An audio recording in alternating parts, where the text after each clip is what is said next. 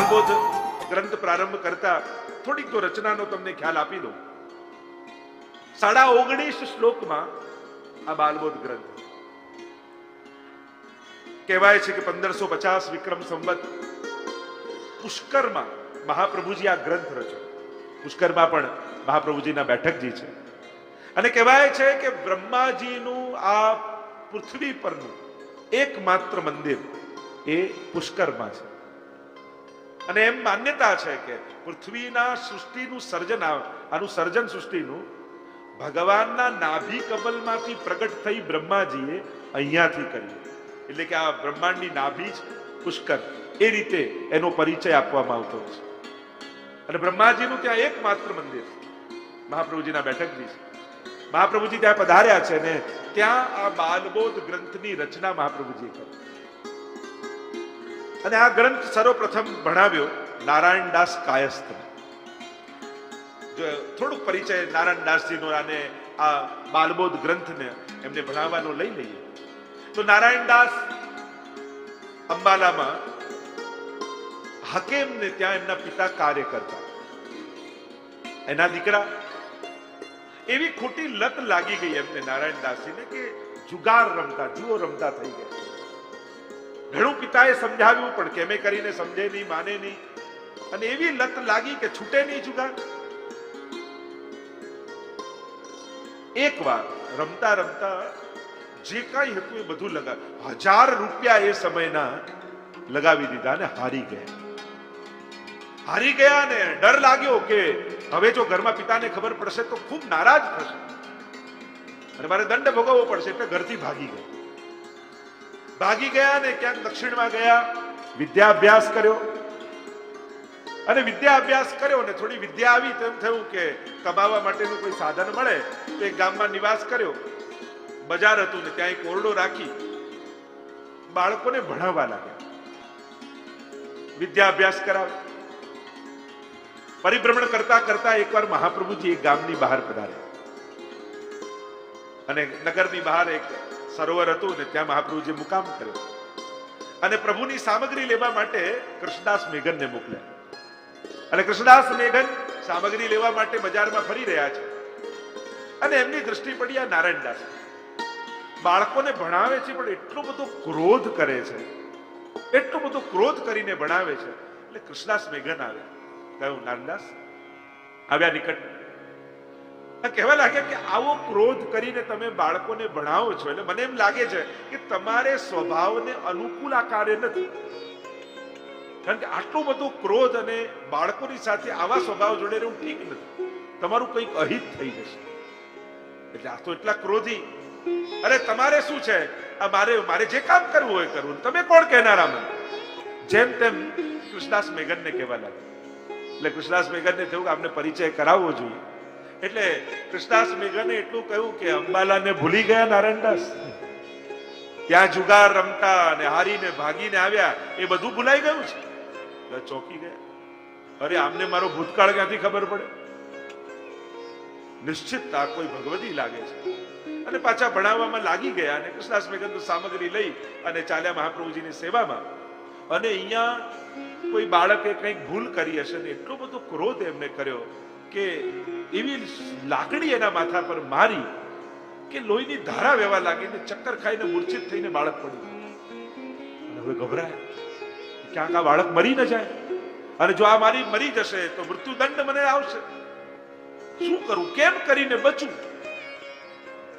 યાદ આવ્યું પેલા ભગવતી આવ્યા જે મારું ભૂતકાળ જાણતા હતા. કદાચ એમનામાં એવું સામર્થ્ય હોય કે આને પાછું જીવિત કરી દે. એટલે પૂછતા પૂછતા બજારમાં કે પેલા વ્યક્તિ આવ્યા એ ક્યાં ગયા, અને તપાસ કરતા કરતા જ્યાં મહાપ્રભુજીનો મુકામ હતો ત્યાં આવીને જુએ તો મહાપ્રભુજીની સેવામાં કૃષ્ણદાસ મેઘન આવીને મહાપ્રભુજીને સાષ્ટાંગ દંડવત કરે.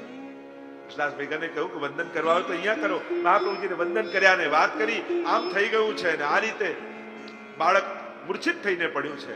મહાપ્રભુજીએ મંત્રિત કરીને જલ આપ્યું ને કહ્યું જાઓ બાળક પર છાંટો. મૃત પામેલા બાળક ઉપર મહાપ્રભુજી આપેલું જલ અને જ્યાં છાટ્યું ત્યાં જીવિત થઈને બાળક ઊભું થઈ ગયું. પ્રસન્ન થઈ ગયા નારાયણદાસ. ચલો આ એક વિપત્તિ તો ટળી, પણ જે એક સાધારણ વિપત્તિને ટાળી શકે એ મારા ભવની વિપત્તિઓને ટાળી શકે. દોડતા મહાપ્રભુજીના શરણે ગયા, વિનંતી કરી, મને શરણમાં લો. અને શરણમાં લીધા. કહ્યું કે તમે અમારી જોડે દ્વારિકા ચાલો.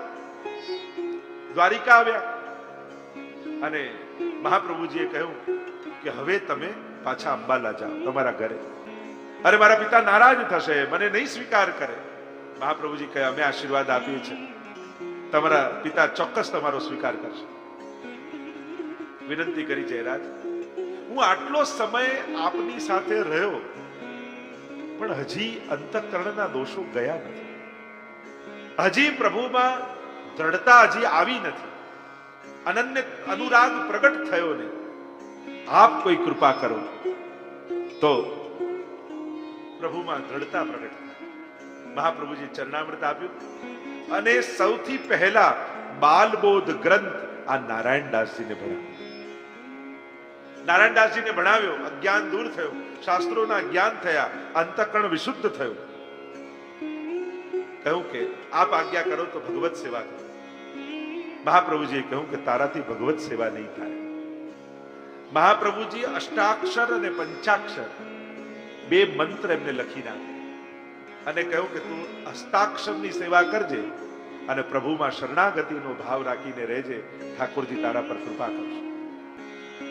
જો દરેકને સેવા પણ નથી પધરાવી 84 વૈષ્ણવમાં મહાપ્રભુજી, જેનો જેવો અધિકાર, કારણ કે દરેક જીવ ભગવત સેવાને અધિકારી પણ નથી હોતો, પણ મહાપ્રભુજીએ કૃપા જરૂર કરી અને એમને અનન્ય આસક્તિનું દાન કરી દીધું. હસ્તાક્ષરજીની સેવા પધરાવી દીધી અને નારાયણદાસજી આવ્યા અંબાલા. પિતાએ એમનો સ્વીકાર કર્યો. રાજાએ પણ જોયું કે આમનો દીકરો આવ્યો છે તો એક યોગ્ય પદ એમને આપ્યું અને હવે તો રાજકાજમાં ખૂબ વ્યસ્ત રહેવા લાગ્યા.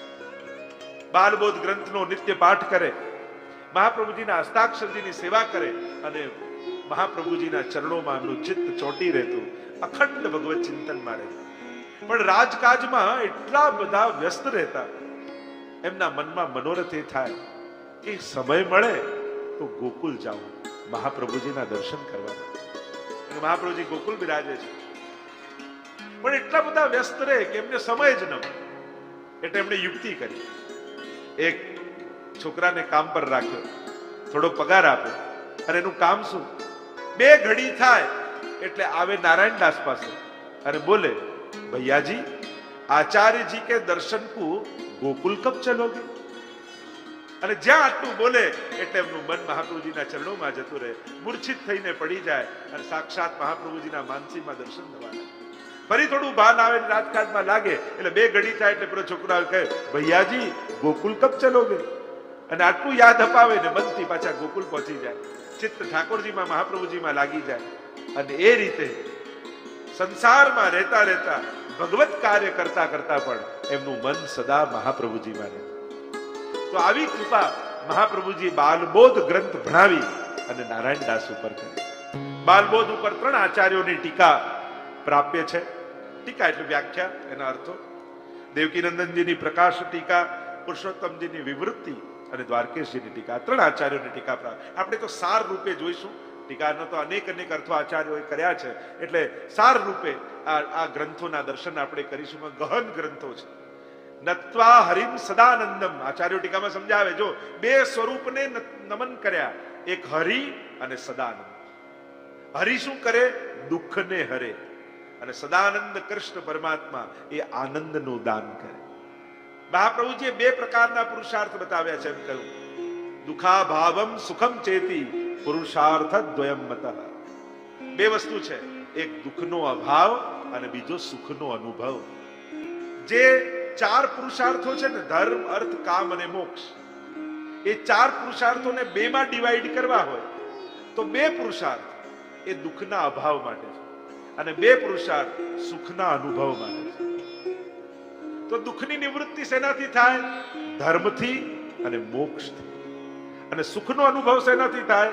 અર્થથી અને કામથી. તો આમ બંને પુરુષાર્થ, 4 પુરુષાર્થને 2 માં ડિવાઈડ કરે. કારણ કે આ બાલબોધ ગ્રંથમાં મહાપ્રભુજી 4 પુરુષાર્થની વાત કરવાના છે. અહીંયા સ્વ સિદ્ધાંતની વાત નથી. આ ગ્રંથમાં સર્વ સિદ્ધાંતની વાત છે કે જ્યારે યમનાષ્ટકનો પાઠ કર્યો, યમુનાજીનું આરાધન કર્યું અને જીવમાં ભક્તિ પ્રગટ થઈ અને ભગવાન મેળવવાની ઈચ્છા પ્રગટ થઈ, આધ્યાત્મિક માર્ગમાં ચાલવાની ઈચ્છા પ્રગટ થઈ, ત્યારે એની સામે ઘણા બધા દ્વારો દેખાયા, ઘણા બધા ફલ દેખાયા કે આધ્યાત્મિક માર્ગમાં ચાલીને એને મેળવવું શું છે. એટલે આ બાલબોધ ગ્રંથમાં મહાપ્રભુજી પુષ્ટિ માર્ગના સિદ્ધાંતને સમજાવે. પણ સનાતન વૈદિક ધર્મમાં જ્યારે આધ્યાત્મિક માર્ગમાં તમે ચાલવા જાઓ છો ત્યારે તમારી સામે કયા લક્ષ્યો, કયા ફળ સામે હોય છે અને એ નક્કી કરી તમે કયા પથ ઉપર ચાલશો એ તમારે નક્કી કરવાનું હોય. એટલે મહાપ્રભુજી અન્ય માર્ગો સમજાવી દીધા બાલબોધમાં, અને પછી સિદ્ધાંત મુક્તાવલીમાં સ્વ સિદ્ધાંત વિનિશ્ચયમ, ત્યાં પોતાનો સિદ્ધાંત પુષ્ટિ માર્ગનો સિદ્ધાંત સમજાવશે. તો અહીંયા અન્ય સિદ્ધાંતો સમજાવતા મહાપ્રભુજી ધર્મ, અર્થ, કામ અને મોક્ષ ચારે પુરુષાર્થોને પ્રાપ્ત કરવાની વાત કરશે. તો એને બેમાં ડિવાઈડ કરવા બે માન મહાપ્રભુજી બતાવ્યું. દુઃખાભાવમ સુખમ ચેત, એક છે દુઃખનો અભાવ અને બીજો છે સુખનો અનુભવ.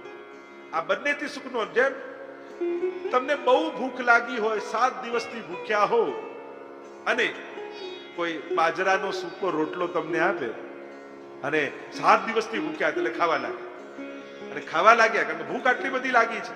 કોઈ કે તમને આનંદ આવ્યો, તો કે ના, આનંદ તો રસગુલ્લા મળ્યા હોત તો થાત, પણ દુઃખ ગયું.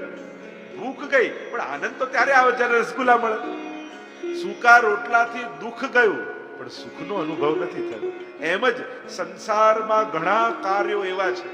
કોઈ કે ભગવાનમાં સુખ છે, કોઈ એમ કે, તો તમે કહો ના અમે તો ફરવા જઈએ, અમે તો હોલિડે પર જઈએ, અમે મૂવીમાં જઈએ, અમે પાર્ટ, અમને તો સુખ થાય છે. મહાપ્રભુજી સમજાવે છે એ દુઃખનો અભાવ છે. એ કરવા માત્રથી તમે દુઃખ ભૂલી જાઓ છો એટલે તમને સુખ જેવું લાગે છે, પણ દુઃખનો અભાવ આટલો આનંદાત્મક હોય તો સુખનો અનુભવ કેવો હશે.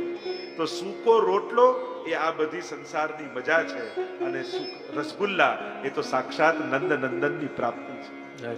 તો દુઃખનો અભાવ જુદો છે, સુખનો અનુભવ જુદો છે. તો ધર્મ, અર્થ, કામ અને મોક્ષ આ ચારેયને બેમાં ડિવાઈડ કર્યા, અને એટલા માટે પ્રભુના બે સંબોધન કર્યા. નત્વા હરિમ સદાનંદમ, હરિ યાદ કરીને શું કર્યું કે દુઃખને હરી લે, એ હરિ દુઃખને હરી લેશે, અને સદાનંદ કૃષ્ણ સર્વને આનંદ આપશે.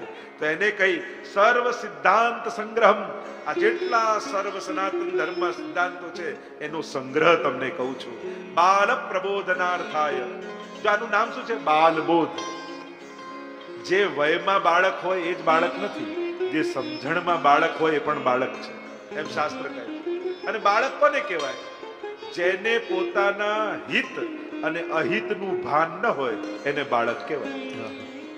તો ક્યાંક એવું નથી લાગતું કે આપણે બધાય બાળક જ છીએ? કારણ કે આપણને આપણું હિત શેમાં છે અને અહિત શેમાં છે, અને એ તો ખબર હોવા છતાં એને પકડવા જઈએ છીએ કે આમાં અહિત છે, ઇન્જરિયસ ટુ હેલ્થ, ચોખ્ખું લખ્યું હોય છતાંય પકડીએ છીએ. તમે વિજ્ઞાન તો ડોક્ટરો લખીને આપે, વિજ્ઞાન લખીને આપે, આ શરીર માટે નુકસાનકારક છે, છતાંય માણસ નથી પકડતો. તો આનાથી મોટો બાળક કોણ હોય? અને આને તો બાળક પડવું નહીં પણ બાલિષ્ઠા કહેવાય. એક છે બાળક પડવું, એક બીજી છે બાલિષ્ઠા. છોકરો હોય એનો વાંધો નહીં, પણ છોકર મત હોય એ સારું ન કહેવાય. તો આ તો છોકર મત જેવું કહેવાય. અહીંયા બાલ બોધ, બાળકને બોધ અપાય છે કે જે અત્યારે આધ્યાત્મિક માર્ગમાં પાપા પગલી કરતું થયું એ બાળક. આપણે બધા જીવાત્મા છીએ ને, અને કેવા છે, આપણને કોઈ શાસ્ત્રોનું જ્ઞાન નથી. કોણ પરમાત્મા, કોણ દેવતા, શેમાં કલ્યાણ, શેમાં અહિત, આપણે કાંઈ જાણતા નથી. આપણે તો હવે યમુનાજીએ કૃપા કરી, ભાવ આપ્યો, એટલે હવે પાપા પગલી કરીશું ધર્મના માર્ગે. એટલે આ ગ્રંથનું નામ આપ્યું બાલબોધ. આ જે જ્ઞાનમાં બાળક છે એને બોધ આપવાનો. એટલે અહીંયા કહ્યું બાલ પ્રબોધનાર્થાય. કેવલ બોધ પણ ન કહ્યું, આગળ કહ્યું પ્રબોધ. પ્રબોધ કોને કહેવાય? જો કેવલ બુદ્ધિમાં જ્ઞાન આપે એને બોધ કહેવાય, પણ જે જ્ઞાનને આત્મા સુધી પહોંચાડી દે એને કહેવાય પ્રબોધ. કેવલ બુદ્ધિમાં ઇન્ફોર્મેશન નથી ઉમેરી, પણ એને જ્ઞાન બનાવીને જીવનમાં ઉતારી દીધું, એને કહેવાય પ્રબોધ. એમ ટીકામાં આચાર્ય બહુ સુંદર સુંદર વ્યાખ્યાઓ કરી છે. એટલે કે હવે પ્રબોધ કરી રહ્યા છે. હું તો ઘણી વાર કહું ને, શિક્ષક અને ગુરુમાં આ જ ફરક છે. જે બુદ્ધિની ભૂખને સંતોષે એ શિક્ષક, અને જે આત્માની ભૂખને સંતોષે એ ગુરુ છે. જય. તો બુદ્ધિ માટે ઘણા બધા હોઈ શકે. કોઈ મ્યુઝિકનું હોય, કોઈ ડ્રોઈંગનું હોય, કોઈ સ્પોર્ટ્સના હોય, ઘણી બધી વિદ્યાઓ છે જેને વ્યક્તિ ભણાવી શકે. કોઈ શિક્ષક કહેવાય, પણ જે આત્માના કલ્યાણને સમજાવી દે એ ગુરુ કહેવાય છે. તો બાલ પ્રબોધનાર્થાય, અહીંયા ટીકામાં કહ્યું કે પ્રબોધ કર્યો છે. પ્રબોધ પુરુષોત્તમજી તેમની ટીકામાં સમજાવે છે કે બાળક ની વય કેવી હોય, એની બુદ્ધિ કેવી હોય, વય પ્રમાણે બુદ્ધિનો વિકાસ થાય અને પોતાનું કલ્યાણ સાધે. એમ જ આધ્યાત્મિક માર્ગમાં જે બાળક છે, જે પોતાનું અહિત અને હિત જાણી શકતો નથી, અને ત્યાં હરિરાયજી તો કેવા શિક્ષાપત્રમાં સમજાવે કે જેમ સર્પ જતો હોય ને અને બાળક એને પકડવા જાય, એને બહુ સુવાળું લાગે પણ એને ખબર નથી કે આનો ડંખ મારશે તો મૃત્યુ થઈ જશે. એમ આપણે જીવનમાં ઘણું બધું એવું પકડીએ છે જે લાગે તો સુવાળું, જેમ લાગે કે મનને બહુ ગમે છે, પણ ક્યાંક એનો જ ડંખ ભવભવના ફેરામાં આપણને પાડી દે. માણસને એના સંબંધો કેવા સુવાળા લાગે, માણસને એના સ્નેહીજનો કેવા સુવાળા લાગે. ઘણી બધું એવી વસ્તુ છે કે જે પતનનો કારક થઈ જાય, છતાંય માણસ એને પકડે છે. આ માણસનો સ્વભાવ છે, આ જ એનું બાળક પણ છે.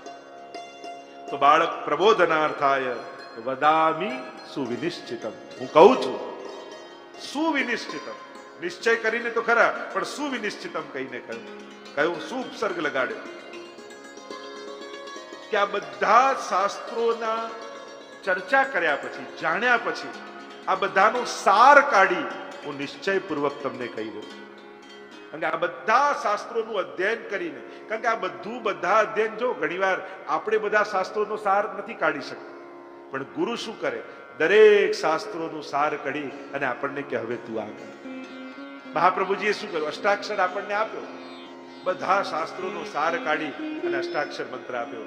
દરેકનો સાર આ જ છે, ભગવાનનું શરણ લઈ લે. કૃષ્ણ એવ ગતિર્મમ, બધા જ શાસ્ત્રોનો સાર કાઢી મહાપ્રભુજી આપણને ભગવત સેવા આપી. કારણ કે આપણે બધા શાસ્ત્રો ક્યાં ભણવા જવાના, અને ભણવાના જઈએ ને અર્થો પણ આપણે આપણી બુદ્ધિથી જ કરવાના. એટલે મહાપ્રભુજી સાર કાઢીને આપણને કૃષ્ણ સેવા સદા કાર્ય આપે છે. એમ જ અહીંયા આપણા સનાતન વૈદિક ધર્મના સર્વ શાસ્ત્રોનું અધ્યયન કરી મહાપ્રભુજી સાર આપણને આપી અને કહી રહ્યા છે. અને એમ કહી આગળના શ્લોક મહાપ્રભુજી ગાન કરતા કહે, મહાપ્રભુજી હવે આ ગ્રંથોના સાર રૂપે આપણને જણાવે છે. થોડું કઠિન ગ્રંથ છે એટલે હું સાર રૂપે તમને કહીશ, બહુ ઊંડાણ કરવા જઈશ તો કદાચ થોડું અઘરું લાગે. અહીંયા ધર્માર્થ કામ મોક્ષાખ્યા ચત્વારોર્થા મનીષિણામ, ધર્મ, અર્થ, કામ અને મોક્ષ. મનીષીઓએ, વિદ્વાનોએ, જેની બુદ્ધિ ઉત્તમ છે, શાસ્ત્રોનું અધ્યયન કરેલી છે, એમણે સાર કાઢીને 4 પુરુષાર્થ મનુષ્યના બતાવ્યા છે. એને કહેવાય છે પુરુષાર્થ. પ્રત્યેક જીવ આ 4 અર્થોને સિદ્ધ કરવા ઈચ્છે છે. દુનિયાનો દરેક માણસ ધર્મ, અર્થ, કામ અને મોક્ષ આ 4 પુરુષાર્થો પ્રાપ્ત કરવા ઈચ્છે છે. કોઈ કે બધા ક્યાં ઈચ્છે છે? હા, દરેક વ્યક્તિને ધર્મ જોઈએ છે. કોઈ ભગવાનમાં માને ન માને, પાપી હોય, નાસ્તિક હોય, બધા આગળ ખોટું બોલનારો, પોતે તો એમ જ ઈચ્છે મારી સામે સાચું બોલે, સત્ય ઈચ્છે છે. બધાને છેતરનારો, પોતે તો એમ ઈચ્છે છે મારી સામે ઈમાનદાર માણસ મને મળે, ઈમાનદારી જ ઈચ્છે છે. એટલે ધર્મના જે બધા જ લક્ષણો છે જે મનુ મહારાજે બતાવ્યા મનુસ્મૃતિમાં, દ્યુતિ, ક્ષમા, દમો, સ્તેયમ, શૌચમ, ઇન્દ્રિય નિગ્રહ, ધી, વિદ્યા, સત્યમ, ક્રોધો, દશુકમ ધર્મ લક્ષણ. આ 10 લક્ષણ મનુ મહારાજે બતાવ્યા. દુનિયાનો દરેક માણસ આ ધર્મ ઈચ્છે છે. કોઈને પોતાના માટે અધર્મ નથી, કરી ન શકે, જુદી વાત, પોતાના માટે તો બધા જ રાખે. તો ધર્મ, બીજું છે અર્થ, દરેકને સુખના સાધનો જોઈએ છે. ત્રીજું કામ, દરેકની ભીતર અનેક પ્રકારની કામનાઓ છે અને એ કામનાની પૂર્તિ માટે મનુષ્ય સતત પ્રયત્ન કરતો જ રહે છે, એટલે કામ પુરુષાર્થ. અને છેલ્લો છે મોક્ષ પુરુષાર્થ. દરેક વ્યક્તિને જે મેળવ્યું છે એનાથી છૂટીને આનંદ આવે છે. આપણે ભલે સારામાં સારું ઘર બાંધ્યું હોય, બધી જ સુવિધા હોય દુનિયાભરની, પણ 1 વર્ષ સુધી તમને ઘરની કોઈ બહાર ન લઈ જાય તો આખું ઘર માથે લઈ લો કે નહીં? અરે ઘર તો છોડાવો, ક્યાંક તો જાઓ, ઘરમાં જ મરવાનું છે કે શું? અને હોલિડેમાં ઘર છોડીને જાઓ ને, તમે કેવી મજા આવી. હવે અહીંયા જ મજા આવતી હતી, નેચરોપેથી હોસ્પિટલમાં જ ગમતું હતું તો પછી આટલું મોટું ઘર બાંધવાની શું જરૂર છે? પણ મુક્તિ મનુષ્યનો સ્વભાવ છે. એમ થાય એક બાળક થઈ જાય તો સારું, બાળક થઈ જાય પછી આ સ્કૂલે જાય તો શાંતિ. એને છોડીને મજા આવે છે. પૈસા કમાવામાં મહેનત કરો તો તમે જોબ ઉપર કમાવા બેઠા હો ત્યારે વધારે મજા આવે કે શોપિંગમાં ખર્ચવા બેઠા હો ત્યારે વધારે મજા આવે? ખર્ચવામાં જ મજા આવે. મુક્તિ મનુષ્યનો સ્વભાવ છે. મુક્તિ મનુષ્યને ગમે છે. મોક્ષ પણ જરૂરિયાત છે જીવનની. જે મેળવ્યું છે એમાંથી છૂટવું ગમે છે માણસ. આ બહુ નેચરલ છે. આ કોઈ મુક્તિ માટે મહેનત કરવા માણસને સમજાવવો પડે ને મુક્તિ મનુષ્યનો સ્વભાવ છે. કોઈ બાળકને પૂછો તને સ્કૂલમાં સૌથી વધારે કયો સમય ગમે? ડ્રોઈંગનો, પીટીનો, ગણિતનો, વિજ્ઞાન, છૂટવાનો બેલ વાગે ને એ જ સૌથી વધારે ગમે. છોકરો એમ જ કે મુક્તિ મનુષ્યનો સ્વભાવ છે. તો ચારે પુરુષાર્થ મનીષીઓએ બતાવ્યા છે. અને મનીષી કોને કહ્યું તેની વ્યાખ્યા કરી છે. મનને સદાય વશમાં રાખે એ જ મનીષી છે. અને એમણે મનને જીતીને આ ચાર પુરુષાર્થ બતાવ્યા છે. જીવેશ્વર વિચારેણ. પણ આ ચાર પુરુષાર્થો પણ બે પ્રકારના છે મહાપ્રભુજી કહે. કયા બે પ્રકારના? એક જીવ વિચારિત, એક ઈશ્વર વિચારિત. સાધારણ શબ્દોમાં ઈશ્વર શબ્દ જે પ્રયોગ કર્યો છે મહાપ્રભુજીએ એ વેદ માટે છે. એક વેદે ચાર પુરુષાર્થ બતાવ્યા અને બીજો જીવ શબ્દ જે વાપર્યો છે એ ઋષિઓ માટે છે કે જે ઋષિઓએ સ્મૃતિ ગ્રંથો પ્રગટ કર્યા. યાજ્ઞવલ્ક સ્મૃતિ, મનુ સ્મૃતિ. ઋષિઓ માટે જીવ શબ્દ વાપર્યો છે. તો જીવેશ્વર વિચારેણ એટલે કે વેદે બતાવેલા ચાર પુરુષાર્થ અને ઋષિઓએ બતાવેલા ચાર પુરુષાર્થ એવા બે પ્રકારના છે એમ કહીને મહાપ્રભુજી આગળ સમજાવતા કહે અલૌકિકાસ્તુ વેદોક્તાહ સાધ્ય સાધન સંયુક્તા. એટલે બે, એક વેદે બતાવેલા ચાર પુરુષાર્થ, બીજા ઋષિઓએ બતાવેલા પુરુષાર્થ. હવે જે વેદે બતાવ્યા છે ને મહાપ્રભુજી અલૌકિક કહે છે. અલૌકિકાસ્તુ વેદોક્તાહ. વેદે જે ચાર પુરુષાર્થ બતાવ્યા એ અલૌકિક છે. સાધ્ય સાધન સંયુક્તા. જેમાં સાધનો યુક્ત એટલે કે જે યજ્ઞ માર્ગમાં વેદ યજ્ઞ યાગાદિનો માર્ગ બતાવે છે એમાં જે ઘી, લાકડું આદિ જે સાધનો એની સાથેના બતાવ્યા. અને લૌકિકાહ ઋષિભિઃ પ્રોક્તા. અને ઋષિઓએ જે બતાવ્યા એ લૌકિક છે. અને ઈશ્વર શિક્ષયા. અને કહ્યું જે ઈશ્વરની પ્રેરણાથી ઋષિઓએ જે બતાવેલા છે, જીવે વિચારેલા એ લૌકિક પુરુષાર્થો સ્મૃતિઓમાં કહેલા છે. તો અલૌકિક પુરુષાર્થો વેદો બતાવેલા યજ્ઞ યાગાદિ વેદમાં અને સ્મૃતિ ગ્રંથો જે ઋષિઓએ બતાવ્યા છે એ લૌકિક પુરુષાર્થો એમ કહીને આગળ ગાન કરતા મહાપ્રભુજી સમજાવે. મહાપ્રભુજી કે આ ગ્રંથનો બહુ વિસ્તાર નથી કરતો એટલે જે પ્રથમ અલૌકિક પુરુષાર્થો વેદોના આશ્રયે રહેલા છે તે હું સમજાવવાનો પ્રયાસ કરીશ. અને લૌકિક પુરુષાર્થો બંનેને પણ ત્રિવર્ગ એટલે ધર્મ, અર્થ અને કામ. આ ધર્મશાસ્ત્ર, નીતિશાસ્ત્ર અને કામશાસ્ત્ર એ અનુક્રમમાં તેનું વર્ણન કરવામાં આવ્યું છે. એટલે તમારે આ ત્રણેય શાસ્ત્રોને જોઈ લેવા એનો વિસ્તાર હું કરતો નથી એમ શ્રી મહાપ્રભુજી કહી રહ્યા છે. એટલે હું નથી કહેતો, મહાપ્રભુજી આ ગ્રંથમાં કહે કે આ ધર્મ, અર્થ, કામ આ ત્રણેયને ધર્મશાસ્ત્ર, નીતિશાસ્ત્ર અને કામશાસ્ત્ર આ ત્રણેયમાં એની ચર્ચા છે. તમારે એની ચર્ચા એમાં જોઈ લેવી. હું મોક્ષ પુરુષાર્થને સમજાવવાનો પ્રયાસ કરીશ. ચાર પુરુષાર્થ તો મહાપ્રભુજી બતાવ્યા પણ કહ્યું બધાને સમજાવવા જઈશ તો ગ્રંથ બહુ લાંબો થાય. એટલે બાલ પ્રબોધનાર્થાય બાળકોને સમજાવવાનું છે.